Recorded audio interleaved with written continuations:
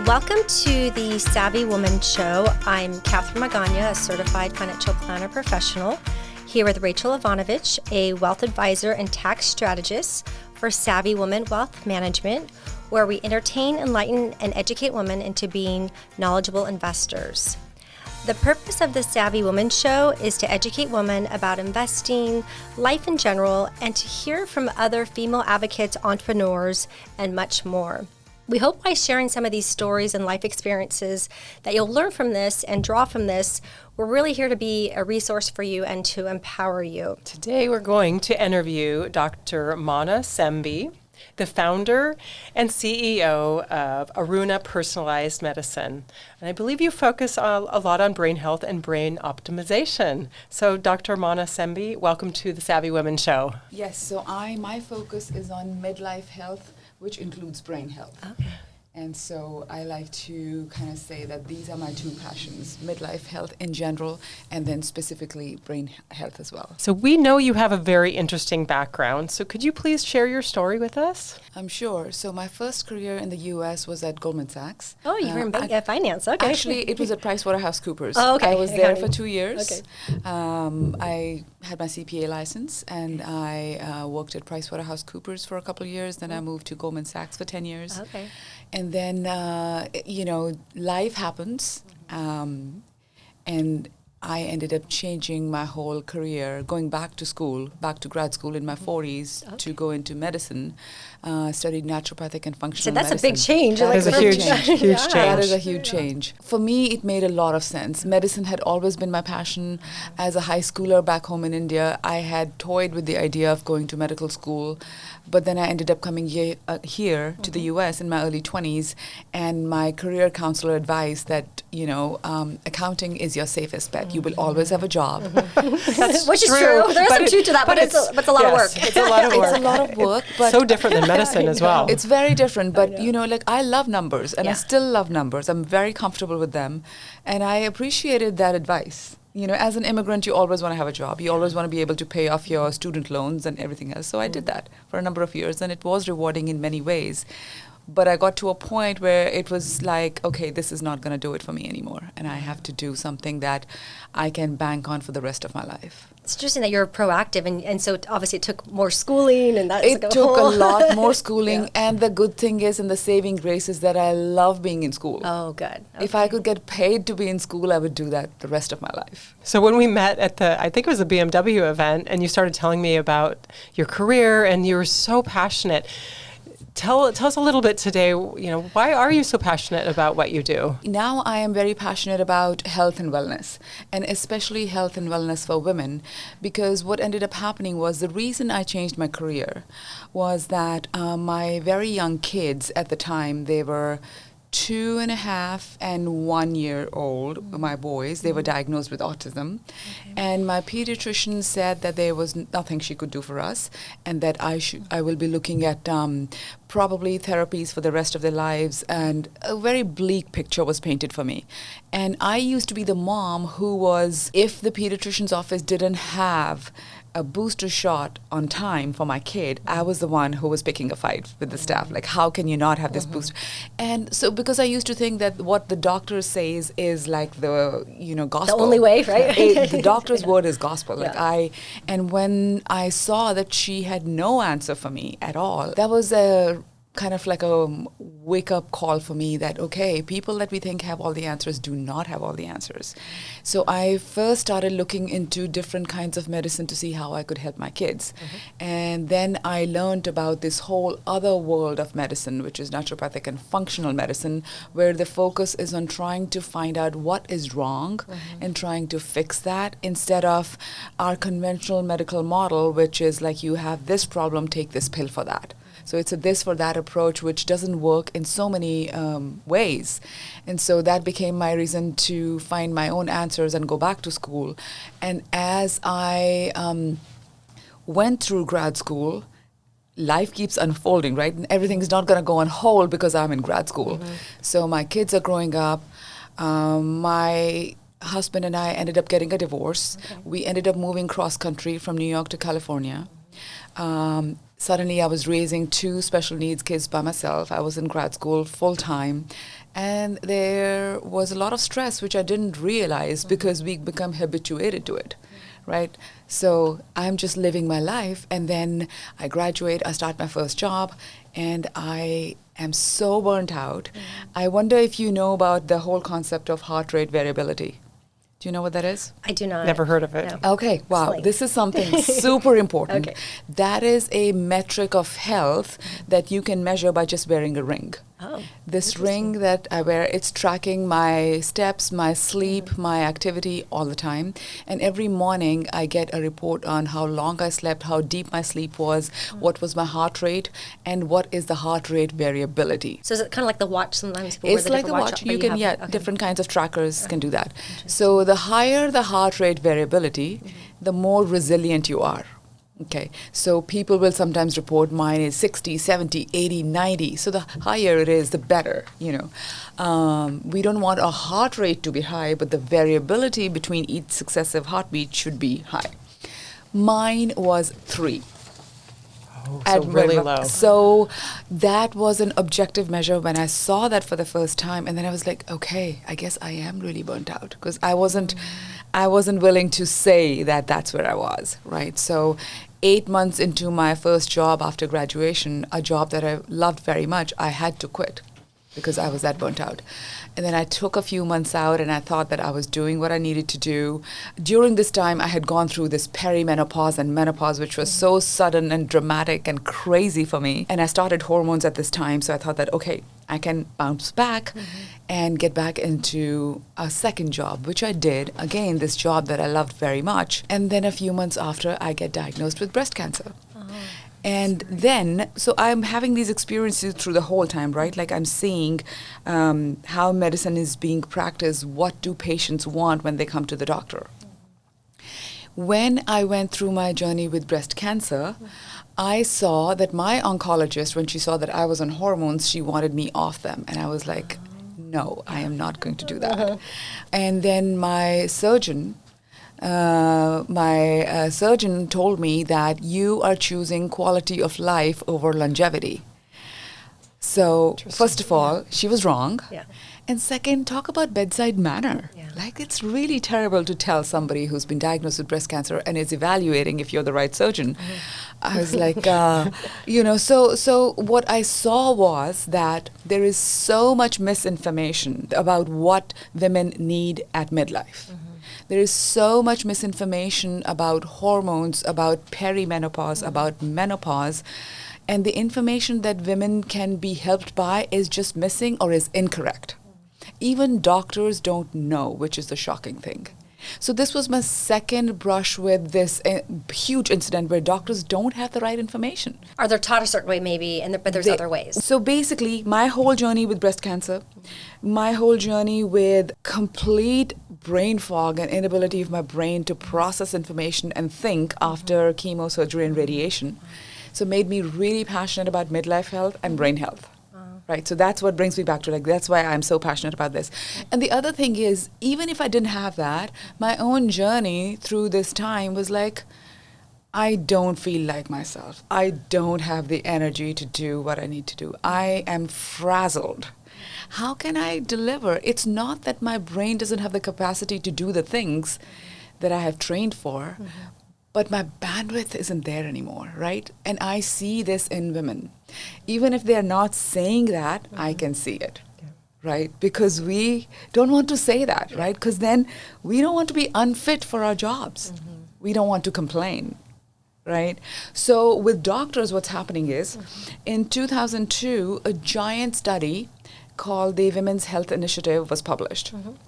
And what they did was actually the biggest disservice to women's health and wellness and medicine. Like, it's probably the biggest disservice to women's medicine in recent history. What they ended up doing, it was a $1 billion study, and the study was to see the impact of hormones on women's heart health and overall health, right?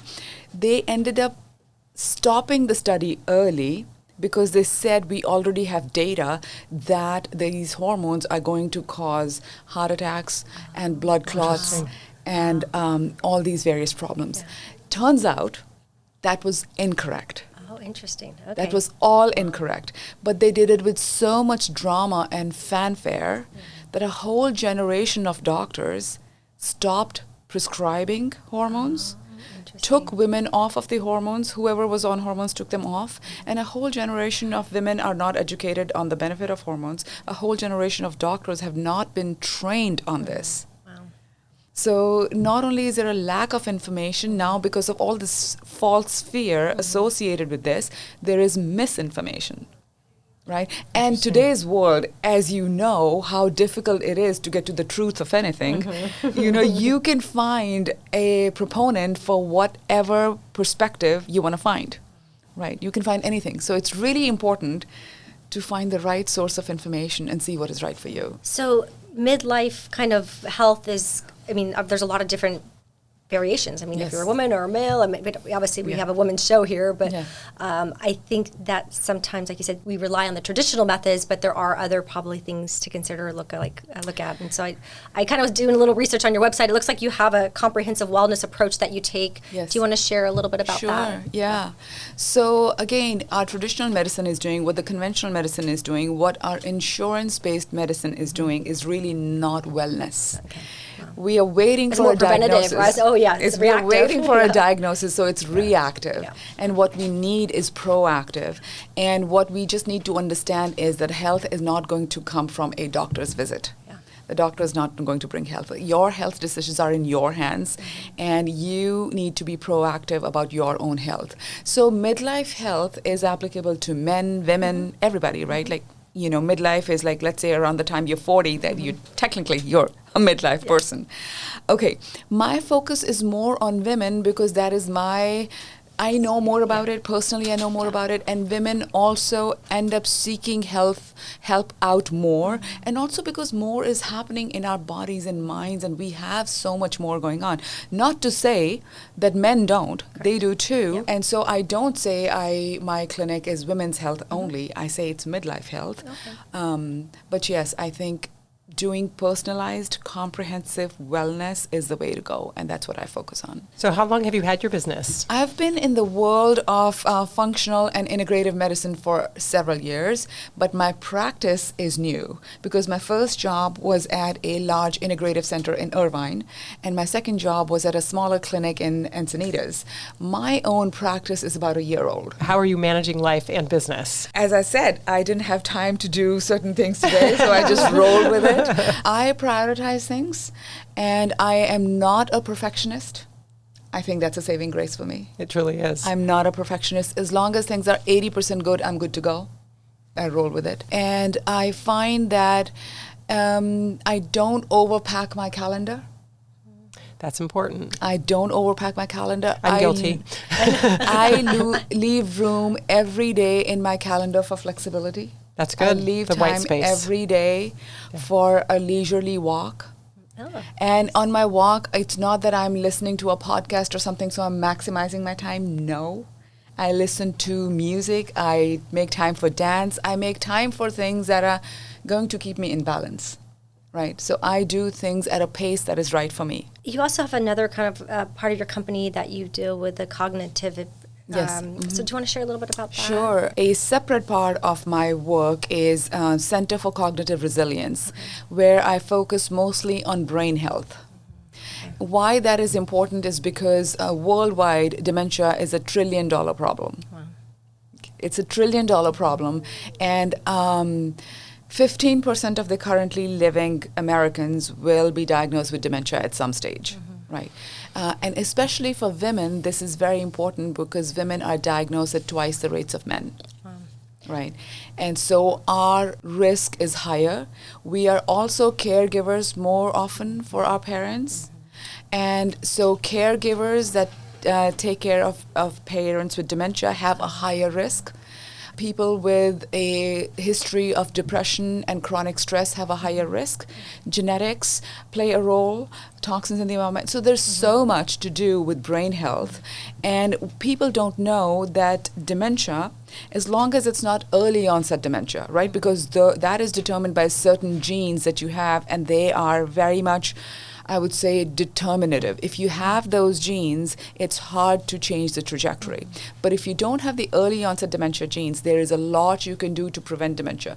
People that are getting diagnosed in the late 60s or early 70s, that is not early onset dementia, and that is more common. So I was kind of wondering, like, when do you start having these conversations? So the brain starts remodeling 20 to 30 years before you get diagnosed. Oh, interesting.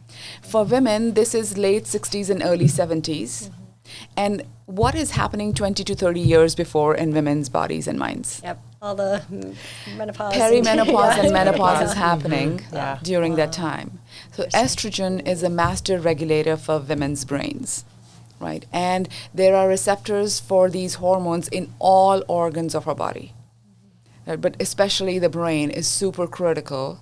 And so if we are not on board with being proactive about our health around the age of 40, that's the whole thing around again. the age of 40 is when you really want to begin and be proactive and know your risk factors, right?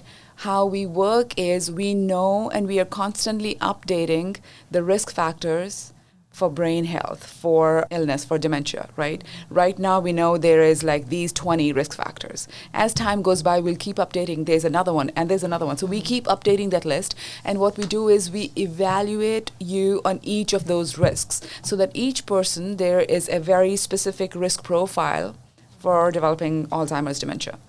And once we know your risk profile, then we can do something about it.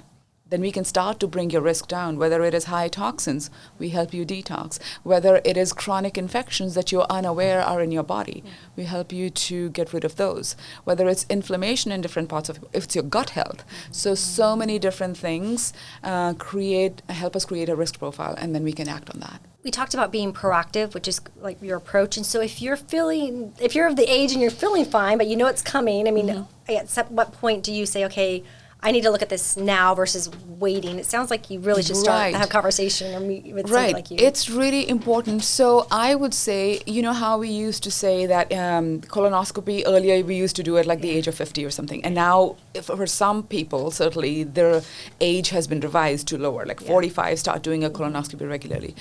In the world of brain health and dementia, there is a new world called a cognoscopy. So evaluate your cognition. Oh, interesting. Okay. Evaluate your cognition, and that is fairly easy to do. There, earlier what would happen is somebody might be concerned about developing dementia at some point, and they might have a little bit of like, I'm beginning to have these symptoms. Nobody else notices it, but they have a doubt themselves. But they would still have to wait until they could do an MRI or a PET scan, and then they would get diagnosed, right? It would be mild cognitive impairment or full-blown dementia. Now we don't have to do that. There are new blood tests. There is one called the brain scan. It is 3 different simple blood tests from like a regular blood test. You can go to the lab and get it done. And that will tell you if there's inflammation in the brain, if there's already plaque in the brain. You may not have symptoms, but a simple blood test can tell you.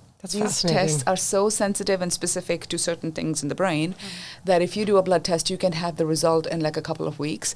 And then you know that even though you don't have symptoms, there is pathology, right? Because as we are saying that a diagnosis comes 20 to 30 years after, right? So the brain is changing, but the body is very adaptive, and you can keep functioning fairly well until suddenly there is a decline, and then it's like, oh my gosh, So the important thing is to do these things, like find out what is a cognoscopy, do the brain scan, blood test. It's a simple blood test. There are other simple things like cognitive assessments, right? There is a simple paper assessment, but you have to do that with a practitioner, like either a doctor or somebody that's trained to do this. There are online assessments that you can do, right? And that'll tell you where you're at. And there are simple other tests that you can test for. Like you can test for toxins, you can test for gut health. So the focus should be on optimizing those things instead of saying, I'm not noticing a decline yet. Yeah. So you want to be there are assessments you can do to kind of see like, okay, baseline, where am I right now? Yeah, it's fascinating. So you say that you have time for walks every day and dancing. What else do you do for fun? Oh, I hang out with friends. I love karaoke. I love dancing. Okay. I'm learning to play the bass guitar now. So I love hanging out with my kids. They are 17 and 15, and still they have autism, but they are my life. That everything revolves around them. Do they sing karaoke? They indulge me. They will nod along, dance along a bit. They'll smile, but they're not going to go on the mic and kind of sing. But they'll sing along with me sometimes. What's your favorite karaoke song? What's your go-to song? It's Bollywood. I don't know if you know that, but my songs are all like high energy, dance, Fun. fun songs. Like to me, it's like, balance. What fills my bucket? What makes me feel happy? So I go for that. I love that. Yeah. So when we work with our clients, we have some women that have gone through divorces, or perhaps they or even after divorce, and they're looking for a new career, or sometimes there's career changes, and I don't see that very often, like a major career change like you went through. Any kind of words of advice for somebody that's kind of thinking, I want to do something different, but they don't know how, or any lessons or anything kind of feedback that you would give somebody, like a woman that's kind of going through that? I would just say, don't doubt yourself. Yeah. You're capable. That's the right? only thing I would say. Don't doubt yourself. If you want to do it, the timing may not be right. Maybe right now is not the time, but don't give up on your dream. Keep considering it and just think, why not? Yeah. Why not? Well, thank you for a great interview. Do you have a way that we could contact you, or do you have a website or a way that we could reach out to you? Yes, absolutely. So my website is arunamed.com. It's arunamed.com. So you can find me there. My email is there. All my social links are there. But on Instagram, it's Dr. Manna Semby. So Dr. Manna Semby. Find me there. And Two N's. Two N's, yes. Two N's. And I'd love to be in touch. Well, thank you again for being here today. You're a wealth of knowledge, and honestly, the greatest health is wealth. Yeah. So thank you for sharing your expertise. And that quote, "The greatest health is wealth," is from Virgil, the Roman poet. Yeah. We really appreciate you being here today. Thank you. Well, we've come to the end of the show. Rachel Ivanovich and myself, Catherine Magana, want to thank you for joining us. And remember, knowledge is power. For successful investing, never stop learning, and savvy up. Please stay tuned for important regulatory disclosures. Savvy Women Wealth Management is an SEC registered investment advisor. The opinions expressed in this program are for general informational purposes only and are not intended to provide specific advice or recommendations for any individual or on any specific security.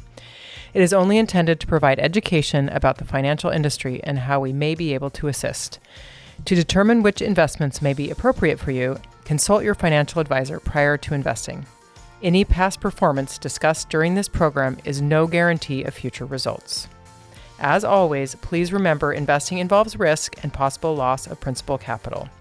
Tax considerations presented may not be appropriate for every individual circumstance. A tax professional should be consulted before making any decisions about your tax liability.